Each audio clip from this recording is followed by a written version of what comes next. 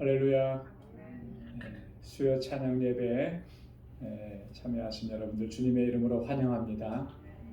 이번 주간은 우리가 추수감사절로 지키는 주간입니다. 한 해 동안 하나님께서 우리에게 베풀어 주신 은혜를 이 기간 동안에만이라도 다시 한번 되새겨보고 또 하나님 앞에 감사하고 또 주님을 찬양하고 또 주님께 영광 돌리는 우리 모두가 되기를 소망합니다.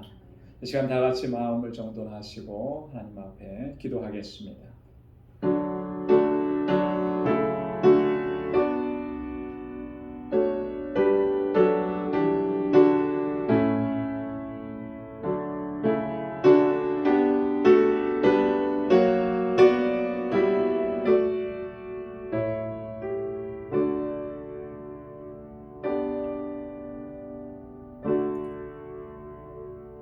여호와를 의뢰하는 자는 시온산이 요동치 아니하고 영원히 있음 같도다.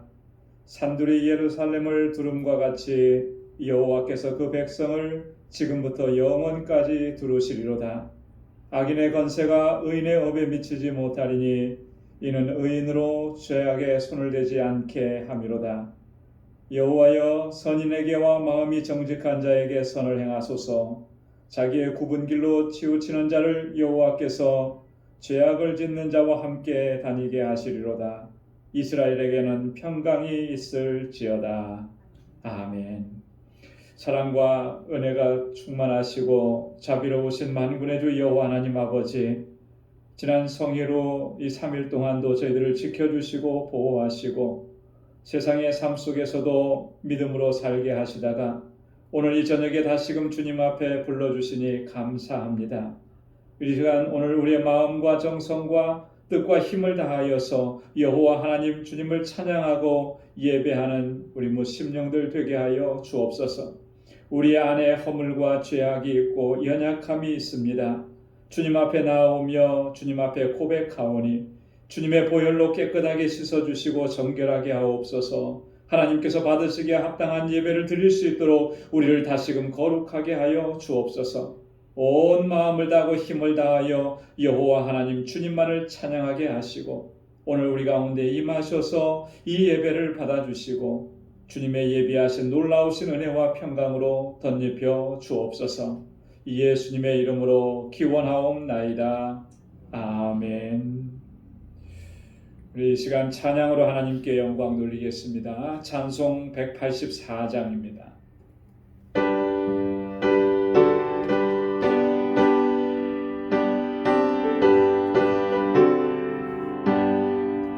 나의 죄를 씻기는 예수의 피밖에 없네. 다시 성케하기도 예수의 피밖에 없네. 예수의 흘린 피 날 위게 하오니 귀하고 귀하다. 예수의 피밖에 없네. 나를 정케 하기는 예수의 피밖에 없네. 사죄하는 증거도 예수의 피밖에 없네. 예수의 흘린 피 날 위게 하오니 귀하고 귀하다. 예수의 피밖에 없네. 나의 죄 속하기는 예수의 피밖에 없네. 나는 공로 없도다. 예수의 피밖에 없네. 예수의 흘린 피 날 위게 하오니 귀하고 귀하다. 예수의 피밖에 없네. 평안함과 소망은 예수의 피밖에 없네. 나의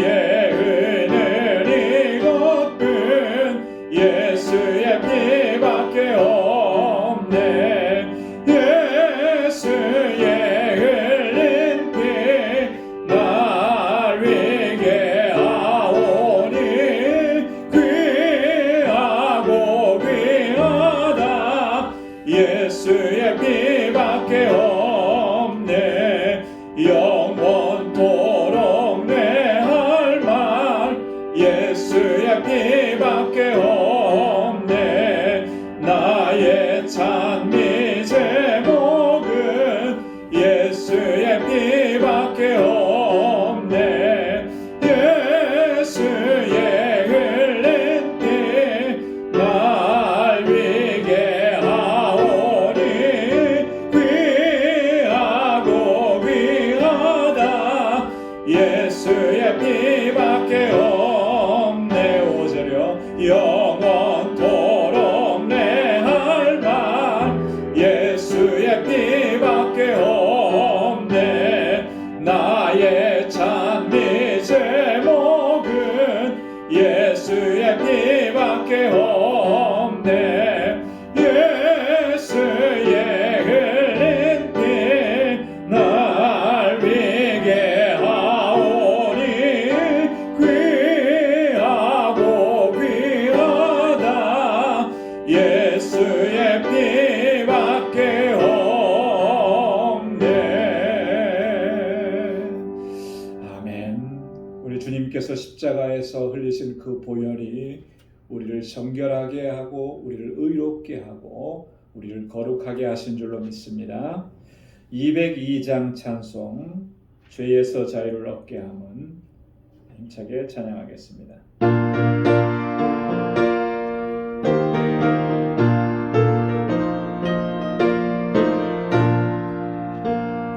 죄에서 자유를 얻게 함은 보혈의 능력 주의 보혈 시험을 이기는 승리되니 참 놀라운 능력이로다.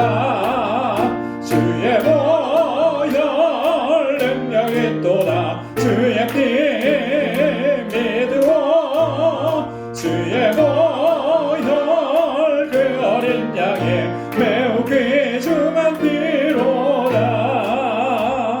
육체의 정욕을 이길 힘은 보혈의 능력 주의 보혈 정결한 마음을 얻게 하니 참 놀라운 능력이로다. 주의 보혈 능력이 또다. 주의 피 믿으오.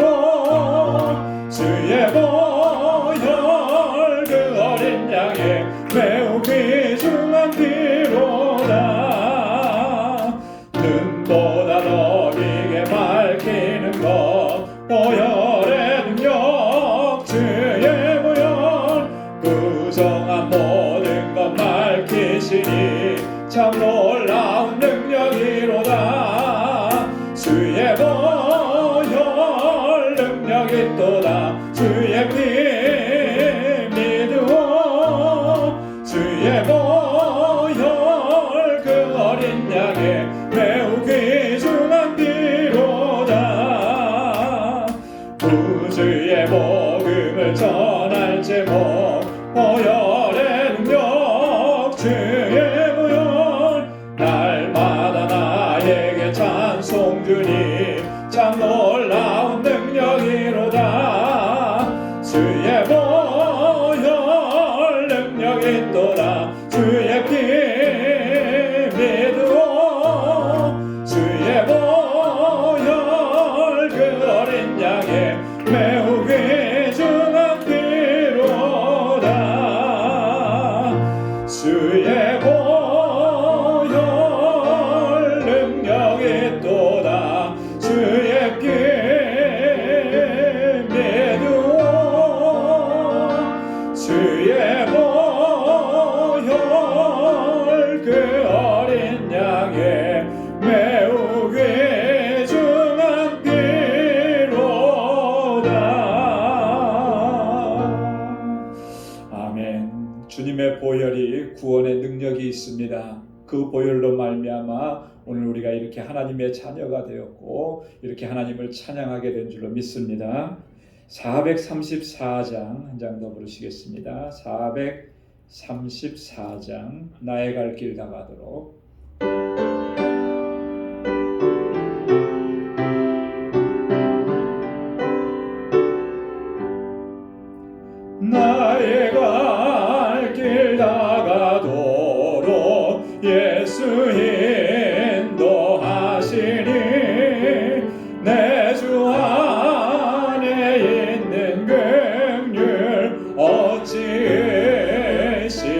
말이요 믿음으로 사는 자는 하늘 위로 받겠네.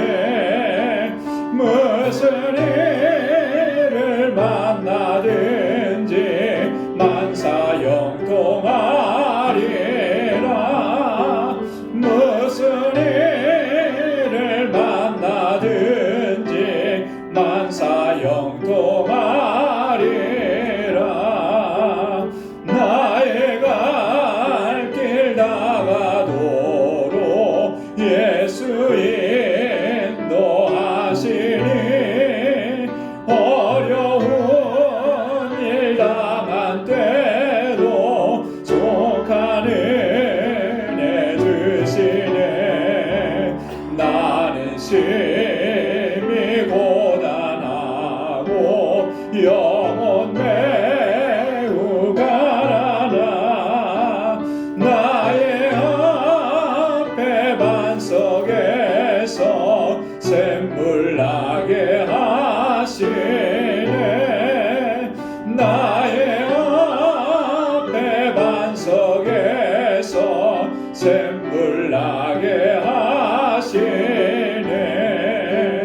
나의 갈 길 다가도록 예수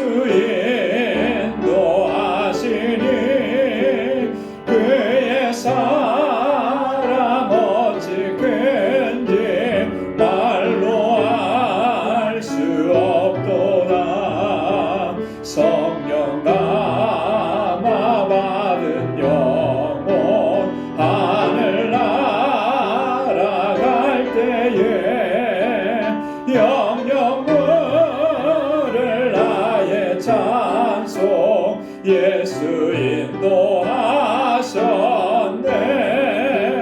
영영 물을 나의 찬송 예수 인도하셨네.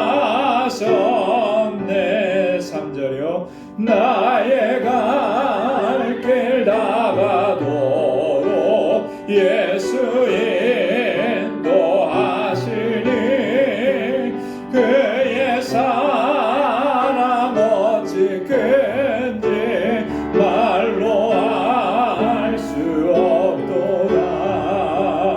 성령 감화 받은 영혼 하늘 날아갈 때에 영영 물을 나의 찬송 예수 인도하셨네.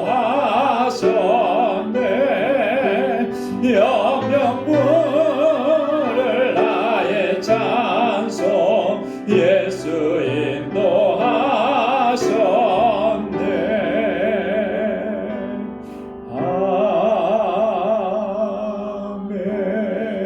아멘. 지금까지도 우리를 인도하신 하나님께서 주님의 나라 이를 때까지 우리를 주님의 손길로 인도해 주실 줄로 믿습니다. 이 시간 우리 다 같이 통성으로 함께 기도하겠습니다. 하나님께서 세워주신 우리 방주교회 이 귀한 공동체를 위해서 믿음의 역사, 사랑의 수고, 소망의 인내로 소문난 교회, 구원의 방주로서의 사명을 잘 감당하는 교회 되게 하옵소서. 세워주신 사역자들과 주의 종들을 위해서, 또 이곳에서 자라나는 우리의 사랑하는 자녀손들을 위해서, 또 저들을 가르치는 교사들과 우리 전도사님 위해서 같이 기도해 주시고, 우리 지체들을 위해서 기도합니다. 환우들을 위해서 기도해 주시고, 어르신들을 위해서 기도해 주시고, 특별히 코로나 바이러스로 인해서 큰 어려움을 겪고 있는 우리 사랑하는 지체들 한 분 한 분 기억하시면서 이름 불러가시면서 함께 기도해 주시고, 또 우리 선교사님들을 위해서 기도해 주시고, 알라메다 방주교회 우리 정득수 선교사님, 니카라과의 김인선 선교사님, 또 우리 IT에서 사역하시는 박창한 선교사님, 또 김삼천 선교사님, 넬슨 선교사님, 우리 선교사님들을 위해서 기도해 주시고 이 시간 주님 앞에 가지고 난 우리 기도의 제목들을 하나님 앞에 같이 아뢰겠습니다. 다 같이 통성으로 기도하겠습니다. 은혜가 풍성하신 아버지 하나님 참 감사합니다. 주님 사랑하셔서 늘 그 은혜의 손길을 베풀어 주시고 주의 능력의 장중에 우리를 붙들어 주시고 이 험한 세상을 사는 동안에도 하나님 저희들을 쓰러지지 않고 다시금 일어서게 하신 아버지 감사합니다. 은혜로 살게 하시니 아버지 하나님 주의 은혜만을 붙잡고 주님을 사모하고 믿음으로 살아가는 저희들 되게 하여 주옵소서. 너무나 연약하고 어리석고 우둔합니다. 저희들을 불쌍히 여겨주시고 주님의 권능의 손길로 항상 붙들어 주옵소서. 우리의 믿음을 더욱 견고하게 하셔서 오직 주님 의지하고 그 믿음 안에서 살아가는 우리 귀한 믿음의 본속들이 다 되게 하여 주옵소서. 우리 방주재단을 사랑하셔서 하나님 지난 21년 동안 한결같은 은혜 베푸시고 하나님의 귀하신 역사를 이루시고 여기까지 인도해 주신 하나님 감사합니다. 아버지 하나님께서 뜻하신 일들을 온전히 감당할 수 있는 우리 모든 믿음의 권속들이 다 되게 하여 주시고 아버지 하나님 이 재단에 세워주신 주의 일꾼들 주의 신실한 종들에게 주의 성령으로 충만하게 하시고 권능으로 붙잡아 주시고 저들이 정말 마음을 다하여 힘을 다하여 주님을 섬기고 아버지 주 앞에 충성스러운 종으로 서게 하여 주옵소서. 그 눈물과 아버지 그 손에 흘리는 땀을 기억하여 주시고 아버지 하나님 이 재단이 정말 믿음으로 하나 되는 공동체가 되게 하시고 사랑으로 하나 되는 공동체가 되게 하여 주옵소서. 구원의 방주로서의 사명을 잘 감당하게 하셔서 정말 하나님께서 찾으시는 영혼들을 주님 앞으로 인도하는 그 귀한 역사에 하나님 귀하게 아름답고 쓰임받는 종들이 되게 하여 주시옵소서. 아버지 하나님 이곳에서 자라나는 우리 사랑하는 자녀들 아버지 하나님 저들을 붙잡아 주시옵소서. 믿음 안에서 온전하게 서게 하시고 하나님 잘 경외하게 하시고 아버지 하나님 은혜 가운데 든든하게 서게 하시고 정말 이 혼탁한 세상 가운데에서 빛의 자녀답게 살게 하시며 하나님 잘 경외하게 하셔서 정말 하나님께서 귀하게 쓰는 일꾼들이 다 되게 하여 주옵소서. 저들을 위해서 누구 수고하고 애쓰는 우리 모든 교사들과 우리 전도사님 위에 능력과 권능으로 함께 하시고 아버지 날마다 쓰임을 더하여 주시고 은혜로 충만하게 채워 주시옵소서. 우리 사랑하는 지체들을 위해서 기도합니다. 육신적으로 연약한 사랑하는 주님의 자녀들 주의 손으로 만져주시옵소서. 아버지 하나님 그 부르짖는 기도를 들어주시사 하나님의 손길로 어루만져 주시고 치료하여 주시고 완전하게 하시고 강건케 하여 주옵소서. 육신의 건강한 뿐만 아니라 영적으로도 강건하여서 정말 믿음 안에서 견고하게 서게 하시고 아버지 낙심하고 절망하지 않도록 도와주옵소서. 아버지 곤고한 심령들 위해 주님의 위로와 주님의 소망으로 가득히 채워 주옵소서. 우리 사랑하는 성도들이 속해 있는 직장에서 저들의 삶이 아버지 복에 근원된 삶이 되게 하시고 우리 사랑하는 성도들에게 허락해 주신 믿음의 기업들을 든든하게 지켜주셔서 하나님께 영광 돌리기에 부족함 없게 하여 주옵시고 우리 사랑하는 성도들의 가정에 아버지 근심과 우환과 걱정이 없게 하시며 주님의 주시는 평강이 가득하도록 도와주시고 아버지 저들의 나아가는 모든 길들을 주님께서 순탄하게 인도하여 주셔서 좌로나 우로나 치우치지 아니하고 주의 말씀대로 순종하며 나아가는 하나님의 백성들이 다 되게 하여 주옵소서. 간절한 기대와 마음의 소원들이 있습니다. 주님께서 이 시간 기억하여 주시고 응답하여 주시고 하나님의 귀하신 역사 이루어 주옵소서. 세계 곳곳에서 주의 복음을 증거하는 사랑하는 주의 종들을 기억하여 주시며 아버지 하나님 정말 그 땅에 생명의 복음을 전할 때 아버지 하나님 여러 가지 힘들고 어려운 일들이 많은 줄 압니다. 주여 붙들어 주시고 채워 주시고 부족함이 없게 하시며 늘 동행하여 주시옵소서. 건강을 지켜 주시고 안전하게 하여 주옵시고 그 사역에 필요한 모든 것들을 채워 주시사 부족함이 없게 하여 주옵소서. 우리 알라메다 방주교회를 든든하게 지켜 주셔서 정말 아버지 그 땅에 죽어가는 영혼들을 하나님 앞에 인도하는 그 귀한 재단이 되게 하시고 우리 정득수 선교사님과 멕시코의 모든 아버지 사역자들 위해 하나님 은혜와 긍휼과 자비를 베풀어 주옵소서. 아버지 하나님 우리 김인선 선교사님 이신선 선교사님 안전하게 지켜주시고 건강을 보호하여 주시며 아버지 그 사역에 기름 부어 주옵소서. 우리 AT에서 사역하시는 우리 선교사님들 붙잡아 주시고 아버지 그 신학교에서 배움을 이어가는 우리 사랑하는 아버지 학생들 정말 아버지 그 나라의 믿음의 일꾼들로 하나님의 귀한 일꾼들로 아름답게 자라가도록 도와주시고 아버지 하나님 이 AT가 정말 주님 복음 안에서 온전하게 아버지 구원의 은총을 입는 귀한 역사가 있게 하여 주시옵소서. 오늘 이 시간도 주님 앞에 간절하게 간구합니다. 마음의 소원을 주님 앞에 토하며 아냅니다. 사랑하는 주의 백성들 주의 종들의 그 간절한 기도마다 우리 하나님 선하신 응답을 허락하여 주시옵소서. 이제 주님의 말씀을 듣기 원합니다. 하나님 우리 마음밭에 하나님의 귀한 말씀으로 뿌려주시고 새롭게 주님 앞에 결단하는 은혜의 시간이 되도록 주님 주장하여 주옵소서. 감사합니다. 모든 영광 주님 앞에 올려드리고 예수님의 이름으로 간절히 기도드리옵나이다.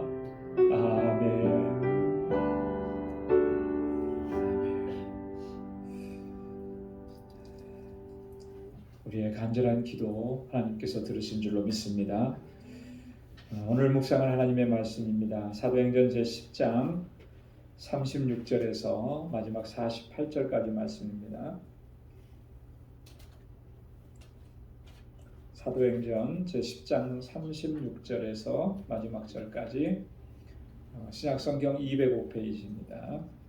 제가 한 절, 여러분들 한 절 이렇게 교독하도록 하겠습니다. 36절에서부터 봅니다. 만유의 주 되신 예수 그리스도로 말미암아 화평의 복음을 전하사 이스라엘 자손들에게 보내신 말씀,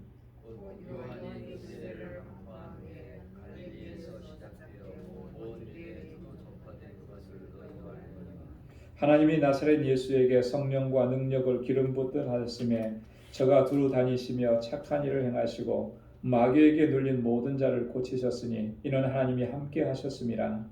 우리는 유대인의 땅과 예루살렘에서 그의 행하신 모든 일들을 기념하다. 그를 저희가 나무에 달아 죽였으나 하나님이 사흘 만에 다시 살리사 나타내시되 모든 백성에게 하신 것이 아니요 오직 미리 택하신 증인 곧 죽은 자 가운데서 일어나시고 오시고 음식을 먹은 우리에게 하신 것이라. 우리를 명하사 백성에게 전도하되 하나님이 산자와 죽은 자의 재판장으로 정하신 자가 곧 이 사람인 것을 증거하게 하셨고 저에 대하여 모든 선지자도 증거하되 저를 믿는 사람들이 다 그 이름을 힘입어 죄사함을 받는다 하였느니라. 베드로가 이 말할 때에 성령이 말씀 듣는 모든 사람에게 내려오시니 베드로와 함께 온 할례 받은 신자들이 이방인들에게 성령을 주시는 하여 놀라니 이는 방언을 말하며 하나님 높임을 들음이로라. 이에 베드로가 가로되 이 사람들이 우리와 같이 성령을 받았으니 누가 능히 물로 세례짐을 금하기로 하고 다 함께요. 명하여 예수 그리스도의 이름으로 세례를 주라 하니라. 저희가 베드로에게 수일 더 유하기를 청하니라. 아멘. 할렐루야. 예. 우리 사도행전 10장에 있는 이 말씀을 지금 저희가 오늘까지 4주에 걸쳐서 말씀을 나누고 있습니다. 4주에 걸쳐서 말씀을 나눈다라고 하는 것은요, 이 분량이 그만큼 많다라고 하는 의미도 있고요, 또 그만큼 중요한 의미를 많이 담고 있다라고 하는 그런 뜻이 되기도 합니다. 사도행전 10장은 왜 중요한 내용을 왜 중요하다고 말을 하는 것이겠습니까? 사도행전 10장이 왜 중요한 것 같아요?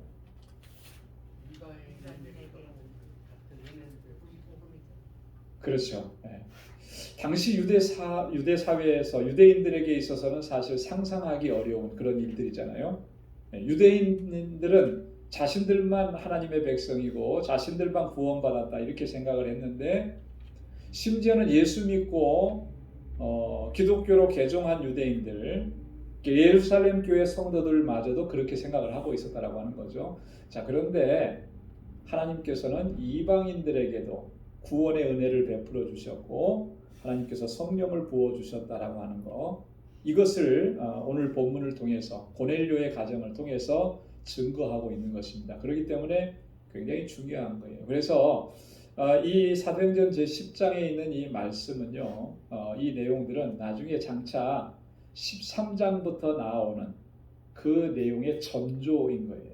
13장도 굉장히 중요한 장입니다. 나중에 배우게 되겠지만 왜 중요한 장이냐면 안디옥 교회가 바울과 바나바를 선교사로 파송합니다. 여기서 선교사로 파송한다라고 하는 것은요, 유대인들에게 복음을 전한다 이 말이 아니고 이방인 지역에 가서 예수 그리스도의 복음을 증거한다라고 하는 거예요. 바울은 자기가 고백했듯이 자신은 무엇으로 부름을 받았다고 했냐면 이방인의 사도로 부름을 받았다고 했거든요. 그래서 이 13장부터 이후에 나오는 이방인 선교의 전초적인 그림이 되는 것이 바로 오늘 10장 고넬료 가정의 성령의 충만함, 그들이 구원받는 그 놀라운 역사, 이것이 중요한 의미를 갖는다라고 하는 거죠. 오늘 마지막 부분입니다. 이 베드로의 설교 내용이 쭉 나옵니다. 그래서 오늘 이 시간에는 베드로가 어떤 내용으로 설교하고 있는지, 그 설교의 내용이 굉장히 중요하다라고 하는 거죠. 베드로의 설교 내용은 오늘 우리가 정말 신앙생활하면서 꼭 기억해야만 하는 가장 중요한 그 복음의 핵심적인 내용을 담고 있습니다. 자, 베드로가 설교하고 있는 중에 설교를 아마 채 마치기도 전인 것 같아요. 그때 이 고넬료의 일가에 성령이 충만하게 임하는 역사를 증거하고 있습니다. 그리고 성령 충만함을 받은 후에 세례를 받는 거죠. 베드로와 이 고넬료와 그의 모든 가족들이 다 세례받고 얼마나 그때 그 순간이 감격적이었고 정말 은혜로웠으면 그곳에 있는 사람들이 베드로에게 더 며칠 더 유의해 달라고, 우리 마지막 절에 보면 더 머물러 달라고, 우리는 더 말씀을 듣고 싶다고 이렇게 요청을 합니다. 그래서 며칠 더 그곳에 베드로가 머무르면서 하나님의 말씀 예수 그리스도에 대해서 증거하고 있는 것, 그것이 이제 오늘 마무리 마지막 결론으로 나와 있습니다. 그 베드로의 설교 부분이 첫 번째 부분인데요. 35절에서 43절까지 기록되어 있습니다. 이 부분에 보면은 베드로의 설교는요, 크게 두 가지로 요약이 되어 있습니다. 첫째는 예수 그리스도에 대해서 증거합니다. 예수 그리스도가 어떤 분이신가? 여러분, 우리가 복음이라고 자꾸 많이 하죠. 복음 얘기하는데 그 복음의 중심, 복음의 핵심이 뭐냐면 바로 예수 그리스도예요. 예수 그리스도가 복음인 것이고 예수 그리스도에 대한 말씀이 복음인 것이고 예수 그리스도께서 행하신 모든 것들이 다 복음인 것이죠.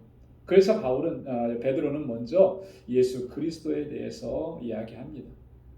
그리고 나서 두 번째, 이 베드로의 설교의 두 번째 주제는 뭐냐면 우리의 증인됨입니다. 우리의 증인됨. 우리는 무엇으로 부름을 받았는가? 예수 그리스도의 증인으로 부름을 받았다라고 하는 사실을 이 설교를 통해서 증거합니다. 자, 그러면 먼저 예수 그리스도에 대해서 어떤 내용을 지금 베드로가 증거하고 있는가라고 하는 건데요. 첫 번째로 보면 36절에 보면 예수 그리스도는 만유의 주가 되신다라고 하는 사실을 가장 먼저 선포합니다. 예수 그리스도는 만유의 주, 온 세상의 주인이 되신다라고 하는 것을 선포하는 거예요. 예수 그리스도의 주 되심을 선포하는 것입니다.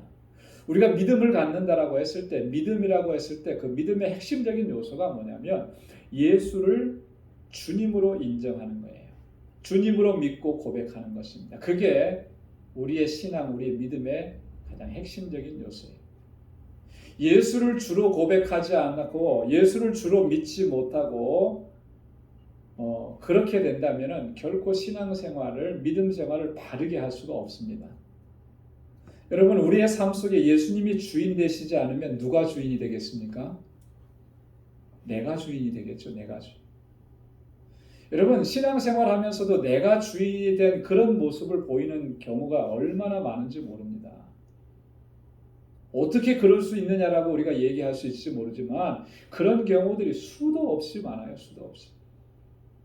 내가 주인이에요. 목사가 주인이 되고 장로님들이 다 주인이 되고 중직자들이 주인이 된 그런 교회들, 여러분 지금 이 세상에 너무너무 많아요. 뭔가 대단히 잘못된 거예요. 예수 그리스도를 나의 주로 정말 진실되게 고백하고 그렇게 믿고 그렇게 순종하면서 살지 않으면 결국에는 자기가 주인이 돼요. 그건 신앙이 아니죠. 그건 믿음이 아니죠. 하나님 섬기는 게 아니에요. 자기 스스로가 자기가 신이 된 거예요. 이것보다 더 큰 이단은 없는 거예요.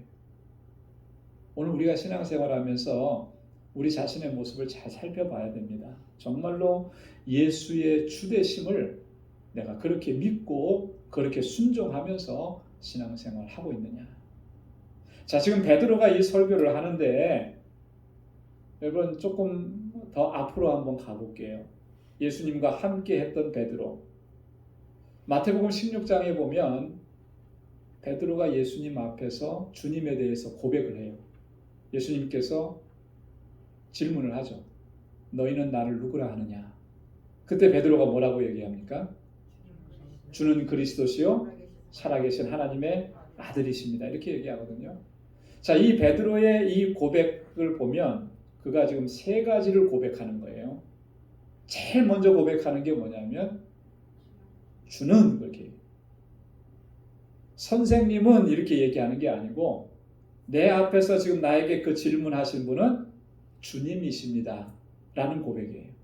이게 제일 먼저 나.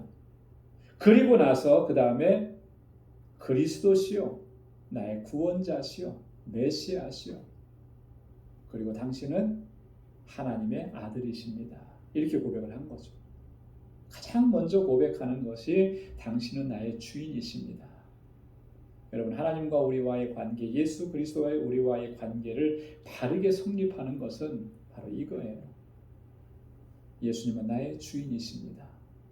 주되심을 온전하게 고백할 때 우리의 믿음은 하나님을 기쁘시게 하고 바르게 서서 하나님께 영광 돌리는 삶을 살아가게 되는 줄로 믿습니다.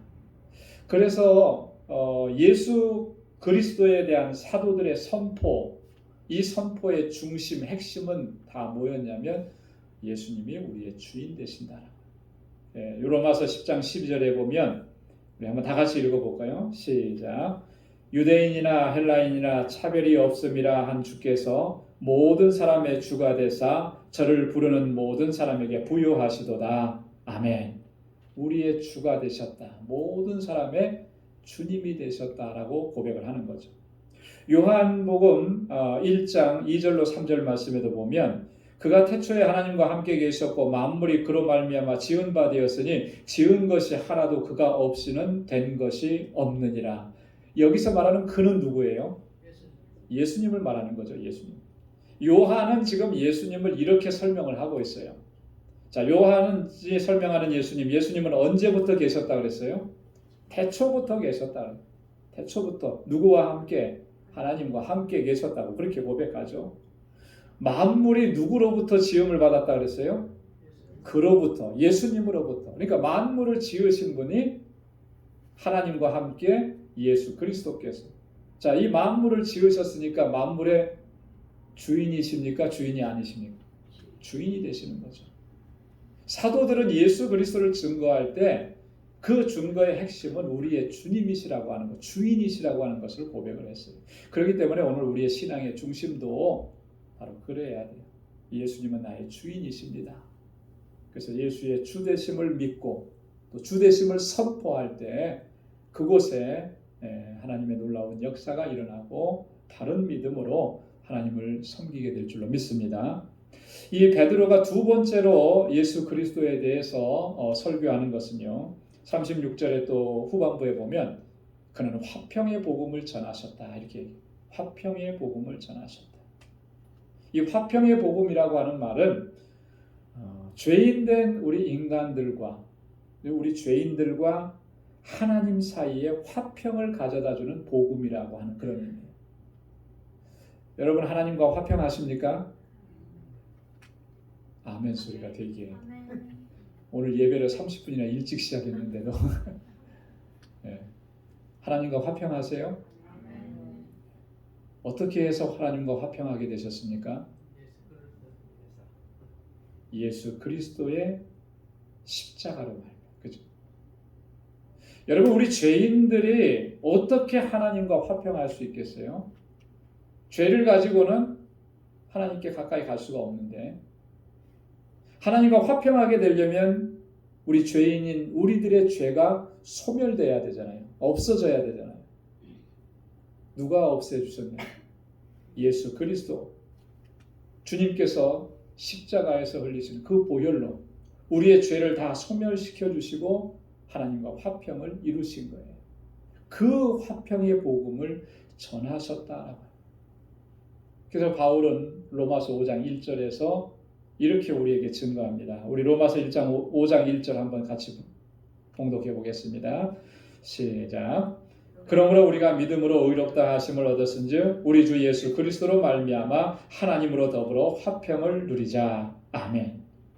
우리 주 예수 그리스도로 말미암아 하나님으로 더불어 화평을 누리자. 예수 그리스도로 말미암아 우리가 하나님과 화평을 누리자. 예수 그리스도로 말미암아 이 의미가 뭐겠습니까? 예수 그리스도의 십자가의 구속의 사건으로 말미암아 이 뜻이에요. 주님께서 십자가에서 이루신 그 구속의 사건을 통해서 우리가 하나님과 화평하게 되었다. 그러니까 그 화평을 누릴 수 있게 되었다라고 지금 바울이 선포하고 있는 거예요. 요한일서 2장 2절에도 보면 저는 우리 죄를 위한 화목제물이니 우리만 위할 뿐 아니요 온 세상의 죄를 위하심이라. 저는 누구예요? 예수님을 말씀하는 거죠. 그죠? 우리 죄를 위한 화목제물이 되셨다라고 하는 거예요. 내 죄를 소멸시켜 주시기 위해서, 하나님과 화목한 관계 안에 들어가게 하시기 위해서 주님께서 제물이 되어 주신 거예요. 온 세상의 죄를 위해서 주님께서 그렇게 하셨다라고 하는 거죠. 그래서 우리가 하나님과 화평하게 돼요. 예수님은 이 화평의 복음을 증거하셨다. 그래서 이 복음을 받아들여야만, 이 복음을 믿어야만 우리가 하나님과 화평한 관계 안에 들어가게 된다라고 하는 것. 예수님이 전하신 그 화평의 복음을 지금 베드로가 전하고 있다라고 하는 거죠. 예수님에 대해서 세 번째 증거하고 있는 내용을 보면 38절에 보면 예수님은 이 땅에서 어떤 일을 행하셨는가? 뭐라 그랬습니까? 착한 일을 행하시고 마귀에게 눌린 모든 자를 고치셨다. 이렇게 증거하고 있는데요. 자, 근데 여기서 보면 예수 그리스도께서 그렇게 하실 수 있도록 하나님께서 성령과 능력을 기름 붓듯이 예수 그리스도 우리 주님께 부어주셨다. 이렇게 얘기합니다. 하나님께서 성령과 능력을 그리스도께 부어주시고 그리스도께서 이 땅에서 이 모든 사역들을 감당할 수 있도록 하나님께서 역사하셨다라고 하는 그런 말이죠. 여러분 누가복음 4장 18절로 19절에 보면 예수님께서 공생의 사역을 시작하시기 전에 하나님께서 이렇게 능력으로 기름 부어 주셨다는 사실을 이사야 선지자의 글을 읽으면서 그렇게 선포하셨던 것을 우리가 볼 수가 있습니다. 자, 이 누가복음 4장 18절 19절 말씀에 보면 예수님께서 회당에 들어가셔서 두루마리 성경을 펼쳐서 놓으시고 이렇게 쓰여진 부분을 읽었어요. 이사야 선지자가 말씀하신 그런 내용이에요. 그 내용을 여기에 지금 제가 옮겨놨는데요.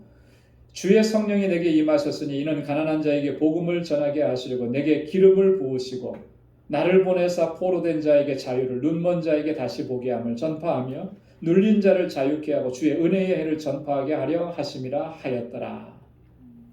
주의 성령이 내게 임하셨으니 이사야 선지자가 예언한 말씀인데 이게 누구를 예언한 거냐면 바로 메시아이신 예수 그리스도에 대한 예언이었다. 예수님께서는 이것이 자신에게 대한 예언인 것을 분명하게 아셨기 때문에 공생의 사역을 시작하시면서 이 부분을 펼쳐놓고 읽으시고 선포하시고 그렇게 공생애를 시작하셨다라고 하는 거예요. 그런데 여기 보니까 내게 기름을 부으시고 복음을 전하게 하시려고 하나님께서 내게 기름을 부으셨다. 기름을 부으셨다. 그래서 포로된 자에게 자유를, 눈먼 자에게 다시 보게 하고 눌린 자에게 자유케 하고 주의 은혜를 전파하게 하셨다라고 하는 것이죠. 그래서 예수님께서 그 모든 사역들을 감당하셨는데 그것을 가리켜서 착한 일을 행하시고 그랬어요. 착한 일. 착한 일은 어떤 일인가요? 예수님이 행하신 착한 일. 어떤 걸 착한 일이라고 했을까요? 우리 보통 착한 일 했다 그러면은 아이들한테 칭찬할 때 어떤 누굴 도와주거나 그죠? 이런 걸 착한 일 했다 그러잖아요. 네. 이제 그런 의미의 착한 일이라기보다 여기서 표현하는 착한 일이라고 하는 것은요. 예수님께서는 고통당하는 모든 이들에게 예수님의 권능과 사랑과 은혜를 베푸시는 그러한 일들을 행하신 것을 의미하는 거예요.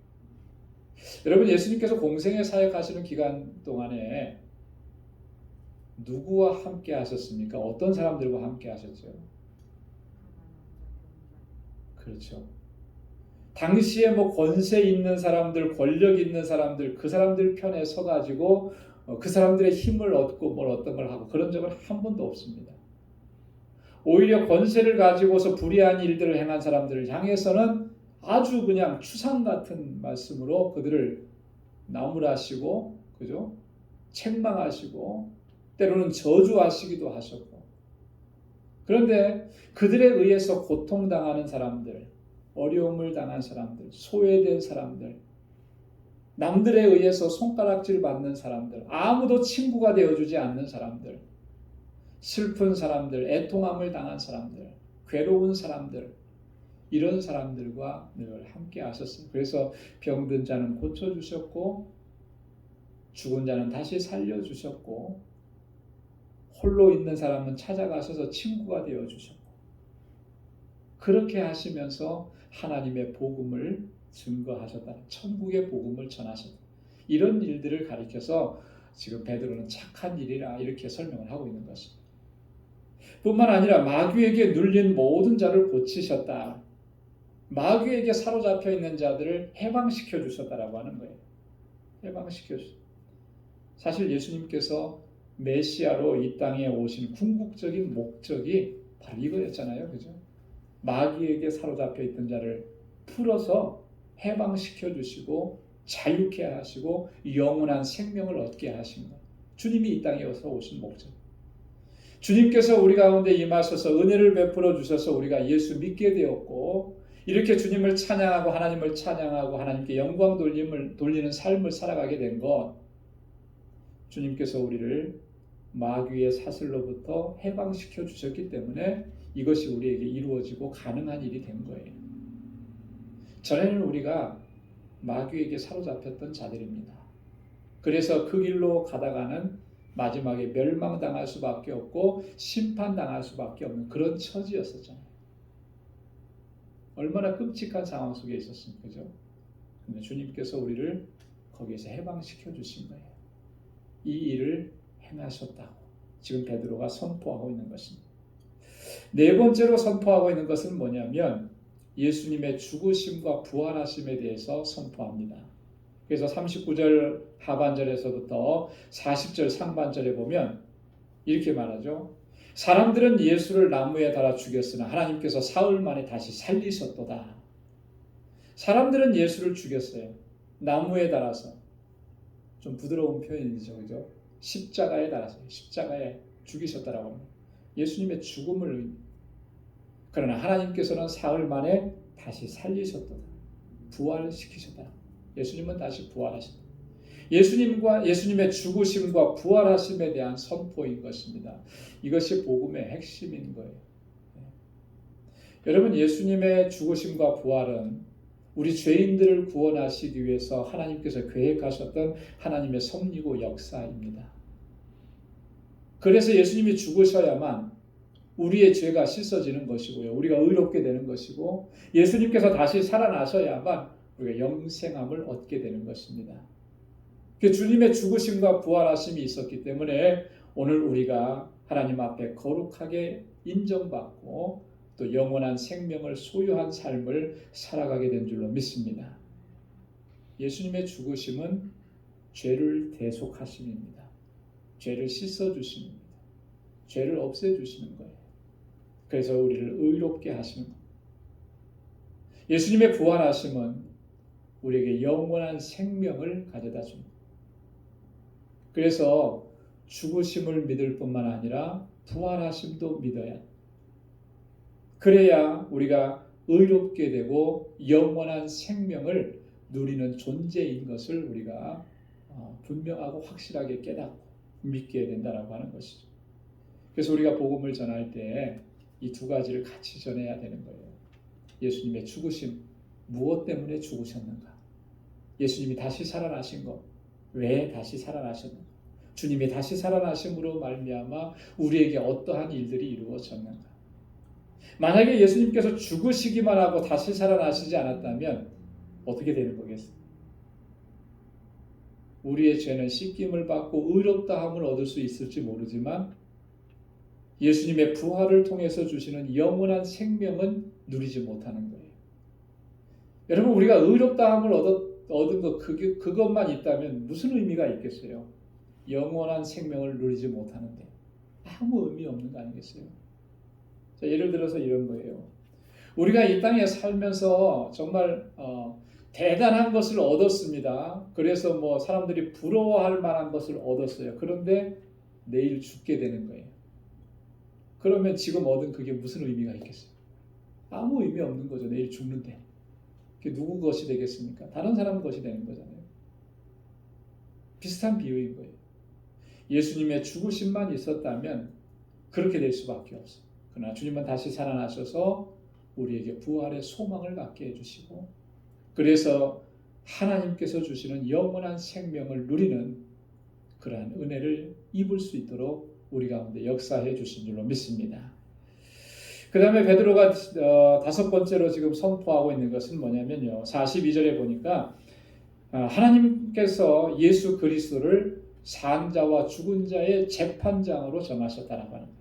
우리 42절 말씀 한번 같이 읽어볼까요? 시작. 우리를 명하사 백성에게 전도하되 하나님이 산 자와 죽은 자의 재판장으로 정하신 자가 곧 이 사람인 것을 증거하게 하셨고, 하나님이 산 자와 죽은 자의 재판장으로 정하신 자가 곧 이 사람이다. 이 사람이 누구예요? 예수 그리스도를 말씀하는 거죠. 예수 그리스도는 산 자와 죽은 자의 재판장이라는 거예요. 심판자라고 하는 것입니다. 이것을 선포하는 거예요. 주님께서 다시 오셨을 때에 주님은 심판의 주로 오신다라고 하는 거죠. 초림 예수는 구원자로 우리 가운데 임하셨어요. 그죠? 이제 한 달 정도 있으면은 성탄절입니다. 예수님께서 탄생하신 절입니다. 예수님께서 탄생하실 때는 어떻게 오신 거예요? 구원자로 오시죠. 그 이름을 예수라 하라. 자기 백성을 저희 죄 가운데서 구원하실 자라. 임마누엘이라 하라. 하나님이 너희와 함께 하시며. 구원자로 오셨어요. 그러나 다시 오시는 주님은 심판자인 거예요. 산자와 죽은 자를 재판하시는 심판자로 우리 가운데 오신다라고. 지금 베드로가 예수님에 대해서 이렇게 증거하고 있는 것입니다. 그리고 마지막으로 베드로가 선포하고 있는 것은 과거의 모든 선지자들로 하여금 이렇게 증거하게 하셨다라고 하는 게 43절에. 선지자들이 말한 모든 메시아에 대한 예언들은 바로 다 예수 그리스도 주님을 가리키는 것이다. 그래서 그 이름을 힘입어서 우리가 죄 사함을 얻는다. 이 사실을 증거하게 하셨다. 오늘 베드로의 설교의 핵심적인 내용, 예수 그리스도에 대한 증거는 바로 이런 6가지 내용을 담고 있습니다. 자, 그러면 두 번째로 우리들의 증인됨에 대해서 베드로가 어떻게 얘기하느냐?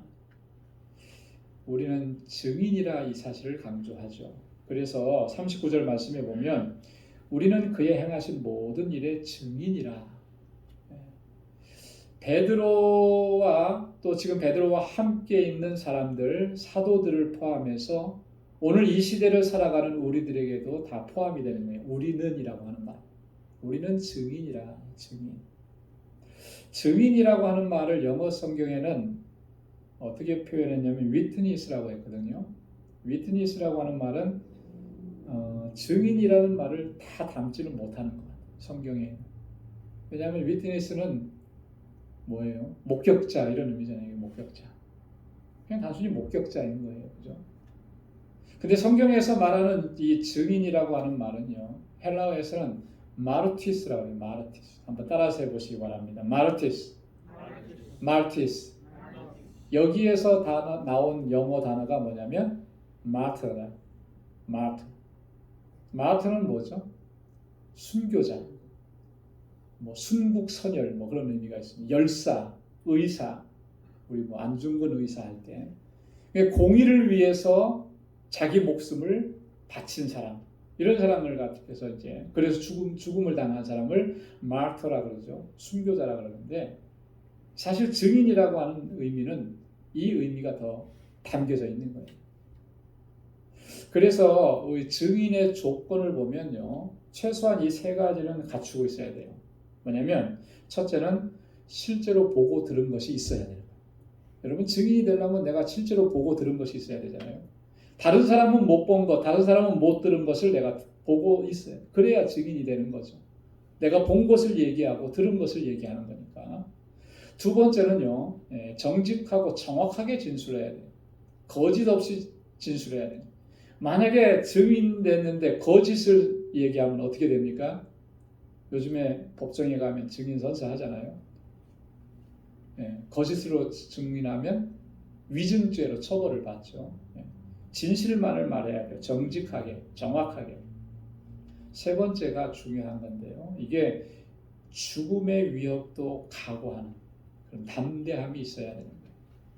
자, 증인은 마르티스는 순교자라 그랬죠.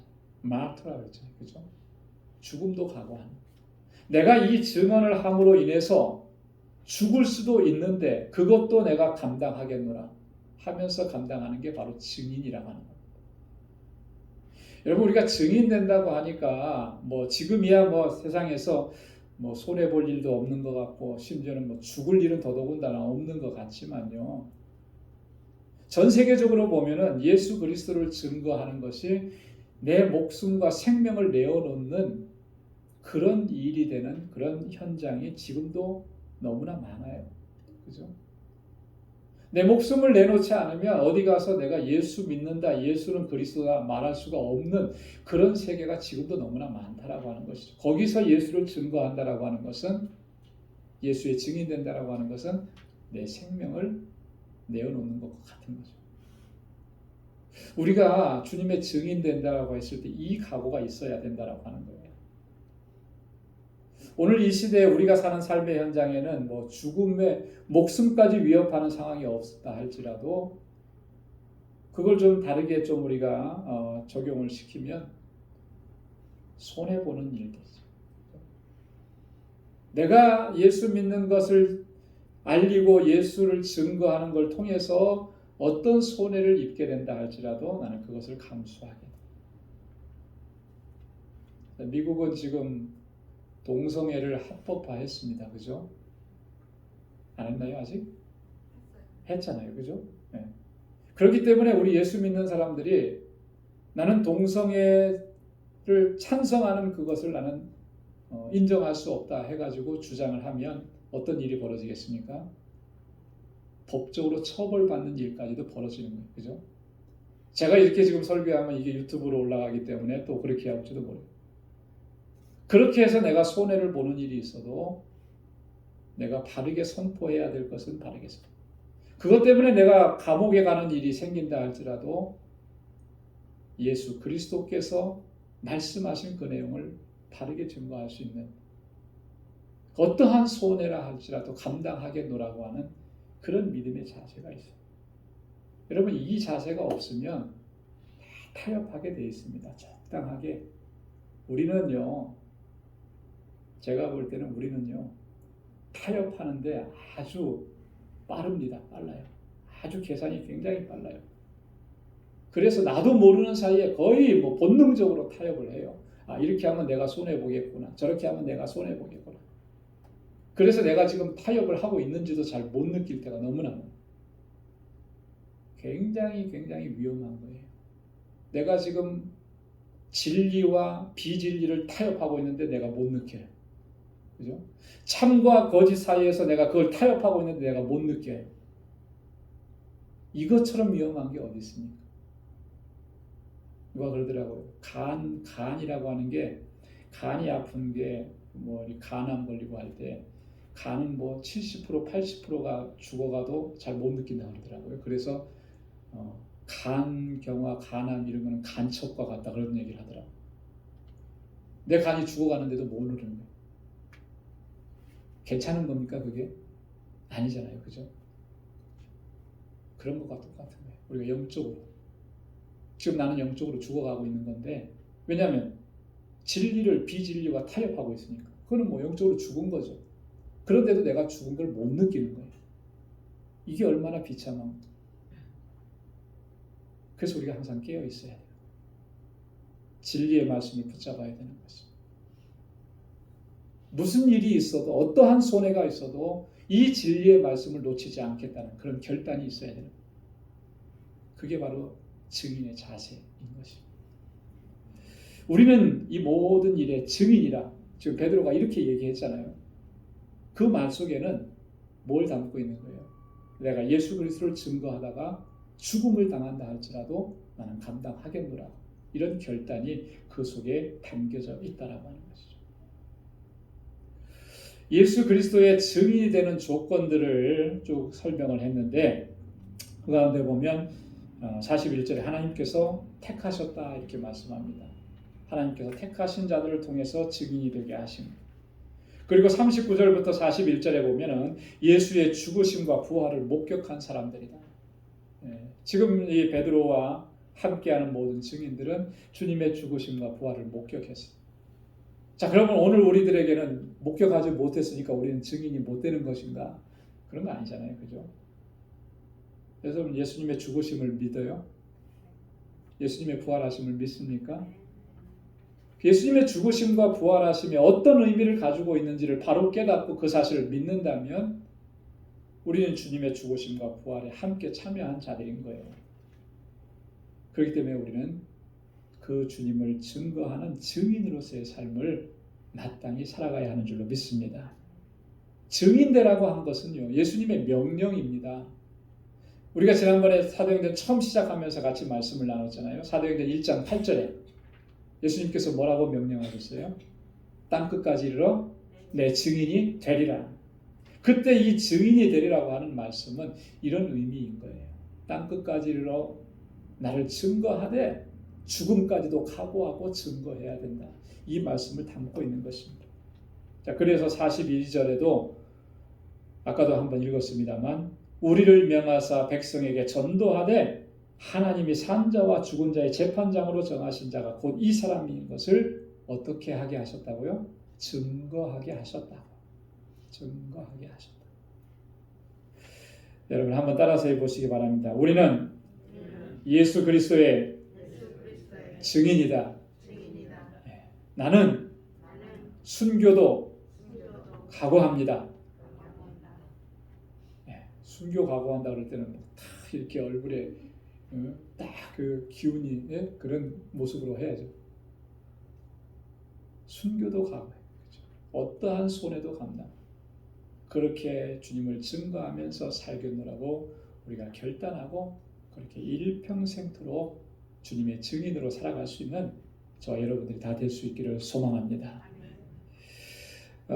두 번째 부분은요, 44절에서 48절까지는 고넬료의 일가에 임한 성령의 충만함의 역사, 그리고 고넬료의 가족들이 세례를 받는 그런 장면이 기록되어 있습니다. 이건 굉장히 놀라운 사건이에요. 여러분 돌아가셔서 지금 시간이 많이 지나서 간단하게만 정리하겠습니다. 돌아가셔서 한번 다시부터 묵상해 보시기를 바라는데요. 이방인들에게도 성령이 임하셨는데, 자, 성령이 임하실 때 보니까 어떨 때 임하신 거예요? 베드로가 예수 그리스도의 복음을 증거할 때, 베드로가 설교할 때 성령께서 임하셨어요. 그래서 온 식구들을 충만하게 채우시고 또 역사하시고, 이건 정말로 사상 초유의 사건인 거죠. 그래서 베드로와 함께 온 사람들이, 할례 받은 사람들이 깜짝 놀란 거예요. 베드로를 통해서 말씀을 듣는 것까지는 오케이, 그럴 수 있다고 쳐요. 근데 갑자기 성령이 임하시는 모습이 보였단 말이죠. 자, 현상이 어떻게 나타났다 그랬습니까?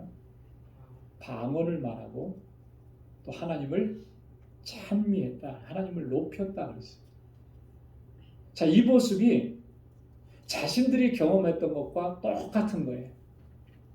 자, 자신들은 언제 경험을 했죠? 사도행전 2장에 보면 오순절 마가의 다락방에 임하셨던 성령 충만함의, 성령 강림의 역사가 있었잖아요. 그것과 너무나 똑같은 거예요. 그때 모습과. 자, 그때도 성령 충만해졌던 제자들은 방언으로 말했죠. 그죠? 그 모습과 똑같은 거예요. 그래서 이 다음에 이제 11장에 나오면 베드로가 예루살렘으로 와서 예루살렘에 있는 지도자들 그 그룹에서, 교회 지도자들 그룹에서 조금 추궁을 당해요. 왜 이방인 사람에게 가서 그렇게 교제했느냐 뭐 이렇게 추궁을 당하는데 베드로가 당당하게 대변을 하죠. 말하죠. 하나님께서 하신 일인데 내가 어떻게 그걸 막을 수가 있느냐.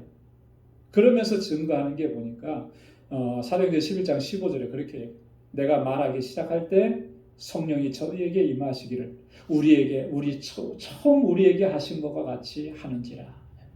처음 우리에게 성령이 임하신 것처럼 저들에게도 성령이 임하셨다.